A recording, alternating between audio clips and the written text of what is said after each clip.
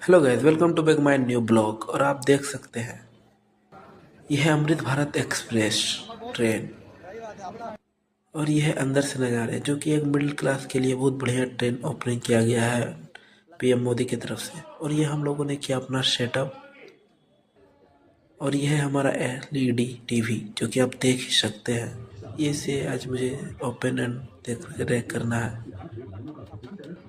और तब तक मैं आ गए जीएम सर जो कि इस ट्रेन का उद्घाटन करने वाले हैं आज यहाँ से। और आप देख सकते हैं फिर भीड़ को किया जीएम सर ने संबोधित और बच्चों ने किया प्रोग्राम। कोई धन है क्या तेरी धूल से बढ़ के जिंदा है और यहाँ की भीड़ आप देख सकते हैं। फिर इधर पीएम मोदी जो है उस ट्रेन को दी हरी झंडी और ट्रेन निकल चुकी है।